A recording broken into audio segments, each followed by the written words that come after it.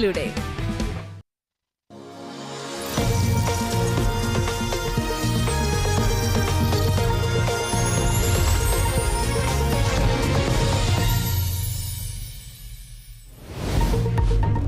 സർക്കാർ രൂപീകരണ നീക്കങ്ങളുമായി എൻഡിഎ നേതാക്കൾ ഇന്ന് രാഷ്ട്രപതിയെ കാണും.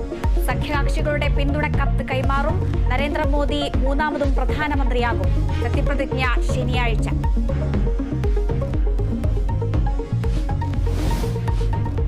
Kerala vision news exclusive. K മുരളീധരനെ അനുനയിപ്പിക്കാൻ കെ സുധാകരൻ നേരിട്ടെത്തുന്നു.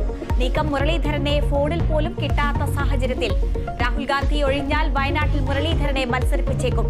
പാലക്കാട് രാഹുൽ മാങ്കൂട്ടത്തിലും ചേലക്കരയിൽ രമ്യ ഹരിദാസിനും പരിഗണന.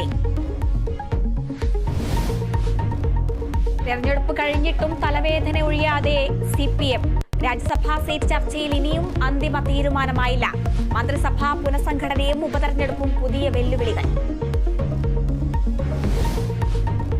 ആലപ്പുഴ മെഡിക്കൽ കോളേജിൽ ചികിത്സാ പിഴവെന്ന ആരോപണം. നവജാത ശിശു മരിച്ചത് അനാസ്ഥ മൂലമെന്ന് ആരോപിച്ച ആശുപത്രിയിൽ പ്രതിഷേധം. കൃത്യമായ പരിചരണം ലഭിച്ചില്ലെന്ന് ബന്ധുക്കൾ. കാറടുക്ക സഹകരണ സൊസൈറ്റി തട്ടിപ്പിൽ അന്വേഷണം ഊർജിതമാക്കി ക്രൈംബ്രാഞ്ച്. മുഖ്യപ്രതികൾ പിടിയിലായതോടെ സുപ്രധാന വിവരങ്ങൾ ലഭിക്കുമെന്ന് പ്രതീക്ഷ. പ്രതികളെ വിശദമായി ചോദ്യം ചെയ്യും.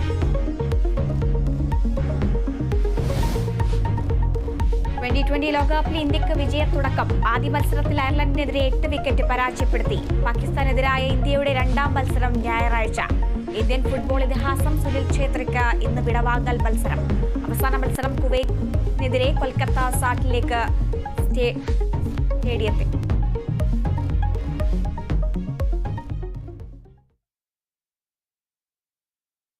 സർക്കാർ രൂപീകരണ നീക്കങ്ങൾ സജീവമാക്കി എൻഡിഎ. സർക്കാർ രൂപീകരണത്തിന് അവകാശവാദം ഉന്നയിച്ച് എൻഡിഎ നേതാക്കൾ ഇന്ന് രാഷ്ട്രപതിയെ കാണും. കഴിഞ്ഞ ദിവസം ചേർന്ന മുന്നണി യോഗത്തിൽ ഘടകകക്ഷികൾ BJPക്ക് പിന്തുണ പ്രഖ്യാപിച്ചിരുന്നു.